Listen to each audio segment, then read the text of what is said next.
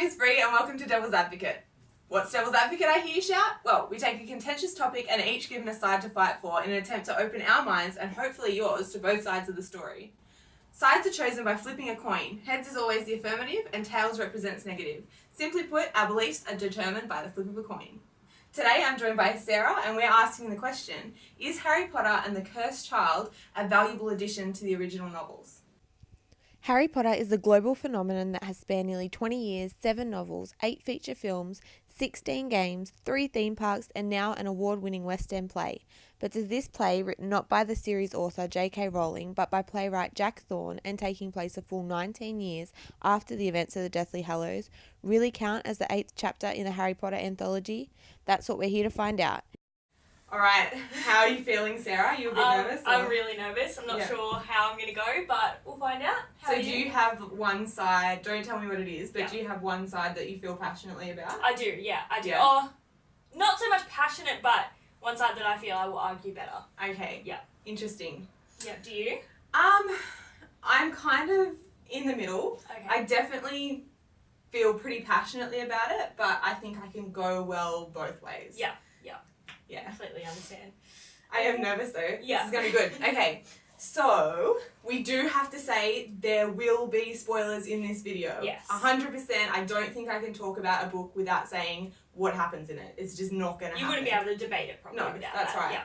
And I know that there are a few key things in the script that I want to talk about. And yeah, not going to happen without spoiling it for you. Yeah. So if you want to watch this video, pause, which you should watch, pause, read the script. It'll only take you a couple hours. Come back and watch it again. And you're probably going to be more invested in the arguments anyway. Yes, you'll have your own opinion as well. Okay, do you want to get into it? Yep, let's do it. All right. Okay, so we're flipping the coin. Today we've got an Australian 20-cent piece. It was made in 1981. And so heads is affirmative, tails is negative. So to clarify, if you flip heads, you're saying yes. We want this to be considered canon. We want it. It's a valuable addition to the series. Tails? Absolutely not. Scrap it. Yes. Okay. Okay. All right. Let's see. Let's go. I'm gonna go with flipping it. That didn't flip. Okay. All the test runs worked well. Okay. Oh, I'm nervous. My opinion is that the play is a valuable addition to the series. I just don't understand how you can think that at all. Like, 90% of the people that read it, I mean, not an accurate figure, but 90% of the people that read it, I'm gonna assume, thought that it was, like, crap. I mean, you have to appreciate JK Rowling's writing because she gave us all of these fantastic childhood memories, but I feel like in one blow with the book, she's just undercut all of that. Okay, but JK Rowling didn't write this book. No, that's true. She got someone else to write it. That's and right. She wasn't even invested enough in the story to write it herself. She just wasn't confident in writing a good script. Because, again, this isn't a book, it's a script. It's not supposed to be read as a book.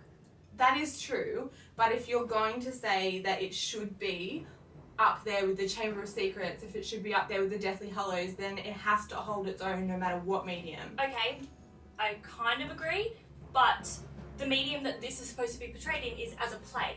They released the script because they really had no choice, because a lot of Harry Potter fans aren't going to be able to go and see the play. Some people just don't have those means. But in releasing the script, they've allowed everyone to be able to view this new part of the world that they've released. I get where you're coming from, but I feel like she's pissed people off before she's even released the script, before the play's even been released, because you're right. Every other book that has been released and every other movie, we've got to experience the same way exactly as she intended it at the same time as the rest of the world. And she said, you know what, I'm only going to let a select group of people who can get to or live in London experience what it's like to see this magical world. And I think, you know, a lot of the themes that she explored in The Cursed Child will be really good, except she's just been like, screw you guys. I'm just going to give you some piece of shit someone else wrote, and then you can guess the rest. Okay, but they wouldn't have released the script if they didn't believe that it was good. Why would they release something that they didn't like? JK Rowling obviously approves of this story, approves of everything that's happened. likes it enough to say that it's even canon. This was the fastest selling script ever. Like, this book is amazing. And it's the 4th quickest selling book ever. And the other 3 were also Harry Potter books. I mean, you can argue that it's not a good edition because some of the stuff's a bit iffy in it, a bit different, but again, it's a play, it's not going to be the same. But any little snippet of information that we get from the Harry Potter universe is going to be good, valuable information. That is so true, but my concern is that it undercuts the other books. I feel like in some parts of it, a lot of parts of it, that it completely has, it's like someone has heard of Harry Potter and then decided to write a play. Okay, that's a good point again. But you have to think of this as an independent book. You can't compare it to the previous 7 books because it's not the same level. It's not supposed to be in this format. It's supposed to be portrayed as a play, not a script for a play. We're not getting the full experience with this book because we're not seeing it. We're not seeing it performed with all the actors and actresses. And Which is, okay, it doesn't make it not a valuable part of this series, but I do want to put on record that I think it's ridiculous that we haven't been given the same opportunities as other people to view it. I mean, they have to release it. I mean, they have to start somewhere with it. They can't just release this play in every city, every country, everywhere. They don't know how well it's going to do. They have to have a platform to start with. See the success, see how it's going to go. Yeah, well, maybe she shouldn't have released the play. That's what I'm getting at. She's kind of in a catch-22 though. If she doesn't release the script, then people are going to be upset because they're not going to have the same opportunity to see it live. This way, this story is getting out to so many people across the planet. So many Harry Potter fans that want to have access to this now do have access to this. Might not be the way it's supposed to be, but at least they have access to the idea behind it. That is very true. I do have to give you that. But I really want to get into the content of the play now. Okay. Because there's some things that I'm really worried about. Okay. I don't even know where to start, to be honest. I think that the dialogue is a little sketchy, but I'm gonna say that's probably because it is a play and it's not, we don't get all of that wonderful description that JK's like so great at. Yes, it's very one-dimensional. It is, and I know that would be solved by seeing the play, and I'm gonna let it go that I can't see the play because I'm not in London, but the characters bug me. Also, the new character, okay, Scorpius, fantastic. Yep. I agree with you. I really liked him as a character. It's hard for me that he's not the main antagonist, though. Yeah. Antagonist? Yeah. Yeah. Protagonist? I mean, it sucks that he's not the villainist, but protagonist is the word that I was looking for. It bugs me that he isn't the main protagonist, but... He kind of is. He's one of the main protagonists. I would argue that the story more revolves around Albus and Scorpius than Harry Potter. I mean, Harry Potter's still in the story. That is so true. The character I have a problem with is Albus. Like, okay. He just shits me. Like, it just feels to me like they gave someone like just going through puberty being like, hey, write that. And I feel like what she's been good at always is writing with her audience, and I know it's hard now because her audience is so diverse, but where I would say that like people around our age are the key devourers of Harry Potter media, and I think it's a little disappointing that it gets this kind of teen angst vibe about it. Yeah. Because he's like, oh my god, my dad's so cool. Nobody loves me. I actually really enjoyed that part of the story. I thought it was great to have a character from a different perspective as from Harry. Yeah. Like, and it's great that it's Harry's son that's so different to him. He's got such a different life and like different experiences even. Like his brother, his sister, they all go through life really easily from what we can tell from the book. But he seems when they're mentioned at all. But he seems to be having a harder time with things, and some people do, and I think that's very realistic. That's a very realistic part of the script. That is true. You're right. Do we want to talk about time travel? I guess we have to. Yeah. It's probably one of the main aspects of the play. Okay. Yes. I'll let you start. Okay. Prisoner of Azkaban. Yes. Hermione. Yes. Time Turner. Yes. Cursed Child. Yes. Time Turner. Yes. Completely different. They are completely different time turners. That's true, but the magic behind it should be the same. Not necessarily. The time turner that was used in Prisoner of Azkaban was a muted version of the potential of time turners. So Okay. with that time turner, you could only go back a couple of hours a day, maybe. With the time turner in Cursed Child, it's a completely different level. You can go back years. Okay, so But you can only go back for 5 minutes at a time.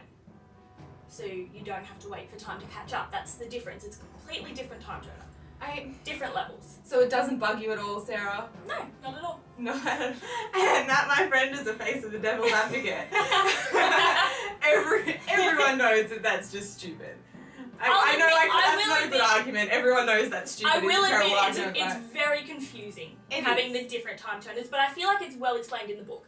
The time turner that Albus and Scorpius get a hold of was found by, I think, Harry and Hermione. No, Harry and the Ministry had it. The Ministry- I believe. I'm the not sure where Ministry it came had- from. Maybe Well, if you it know, was- you can let us know, yes, let us because know in the comments. a second disclaimer, Sarah and I are huge Harry Potter fans. We are not Harry Potter experts. We will get stuff wrong. It's gonna happen. Yes, I have a brain like a sieve and I forget everything. I do as well. So, We're not great. yeah, if you can answer that question for us, it would be really good. Yeah, so the Ministry had a hold of this time turner. What was I saying? Where they found it? Yes, so the Ministry had a hold of this time turner. They got it from Death Eaters. The Death Eaters created their own form of time turner. Mm-hmm. Later on in the play, they make another time turner. Yeah. Like, it's possible, it happens. I think the issue that I have is just the massive difference between how time travel is used. And consider, like, when you look at a universe, you would assume things like that stay pretty consistent. Yep. And the fact that there is such a massive jump between something they've decided to use from another book and what is used in the play really bothers me. I completely understand that. Like, that's a really good point. I think it's a good thing. Again, it's a different medium. Mm-hmm. It's going to be difficult to portray going back in time the way that they did in Prisoner of Azkaban as a stage performance. I do think that would look beautiful, the way that they have used the time turner, Yeah. I think, on stage. And then that's the other thing, as I read it, I'm like, oh, wow, that would look so good that on would look stage. so awesome. And, like, when am I going to get to do that? If you have seen the play, we would really, really love to hear feedback from you as well, because I just, like, there's so many times that I'm excited, like the only times that I'm excited when I'm reading the play is when I'm thinking, oh wow, that would look amazing, and then it's followed immediately by disappointment because I don't know when I'm ever going to watch it. I mean, we have, the play has been a huge success in London so far. They're already talking about bringing it to New York and wherever else they have. And I am assuming that after that, they'll look at bringing it to Sydney. Sydney has some natural great... progression of things, West End. Sydney has some great Pop it on down performances. to- We have the Opera House. Like, we have so many performance theatres. I mean, we can hope that that's going to be soon, but it's not going to be, I mean, it's definitely not going to be this year. It's not going to be next year. No. Who knows when we're going to get it. Yeah.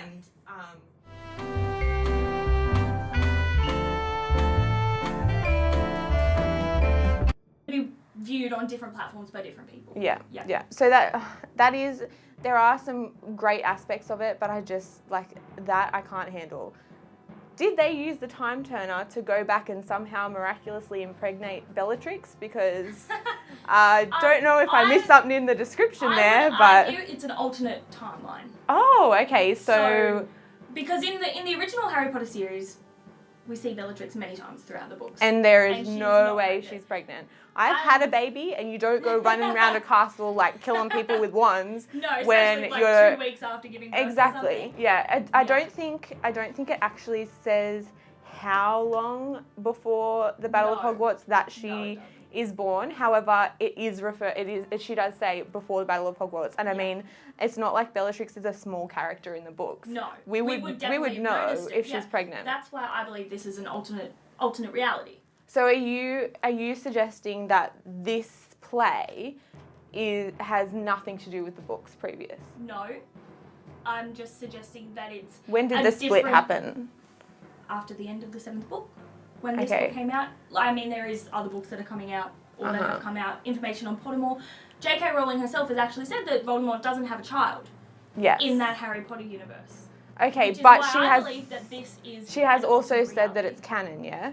Yes. So it's canon, but also he hasn't got a child, and also she didn't write it, and also time travel works differently, and it's just sketchy. I feel like someone who was really talented came to her and said, I love your work, and I want to make it into a play, and she said, you know what, that'd be kind of cool. And then she didn't think about it, she committed to it, and then it's turned into something that she has to explain. I get that, yeah, but I feel like the alternate universe explains away a lot of those errors that people seem to have an issue with in the play. Mm-hmm. Because if the alternate reality that is in this book begins at the beginning of this book, which is after the end of the 7th book, or it starts the end of the 7th book. Yeah. If I could leave that bit out of the 7th book, I'd probably do that too. But that's a different story. Yeah. But yeah, it's an alternate reality. It's not... The characters have many different ways that they could go about their lives after the end of the story. This is one of those options. This is just giving you a glimpse into one of the ways things could have turned out. Okay, I guess for it to work like that, I view this as fan fiction, and I don't view it as the 8th installment of the Harry Potter series. Okay, JK Rowling has said that it is. And that it's canon, but it's an alternate universe? Yeah. I think we're going to go around in circles here. Yes. Let us know what you think of the play. I don't know that we had a clear winner there of that debate. I think if anything, you had... I think you had some really, really great points. And you definitely had the better argument. So you're coming out saying that you don't think it's... I liked the book. I loved having the insight into the new... Like what's going on in the Harry Potter world. I don't like that it's canon. I don't like that JK Rowling has endorsed the book. I think that there is too many errors. Characters weren't mentioned that are very much there at the end of the 7th book. Yeah. It's messy. It's very messy. I do believe that viewing it on stage would change my opinion maybe a little bit. Yeah. But as a script in this form, it's not great.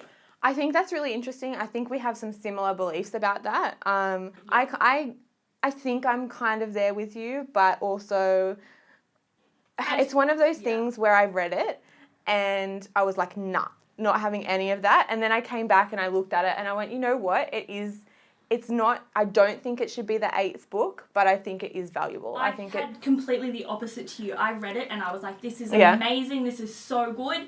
And then I read some comments online and I thought about it a bit more and I went, well, actually, they're kind of right. Yeah. Like, there was a lot of mistakes. Yeah. Okay. Well, that one got a bit heated. Yes. All right. So if you liked the video, please like down below, subscribe to Social Goober. We'll be having lots more videos coming up. I believe that next week we'll be looking at whether or not aliens exist. So that should be interesting. Also, if you're into the Harry Potter content, we will be having a review of Fantastic Beasts and Where to Find Them. Super excited about that. Hayley is coming over from Too Much Popcorn to join us at Social Goober. So that should be fantastic. And I am also getting the Wizarding World loot crate, which I'm so excited about. I can't wait to open that, so I'll film that for you guys as well. All right, thanks guys. Thanks, bye. But you have to think of this as an independent book. You can't compare it. My name's Bree.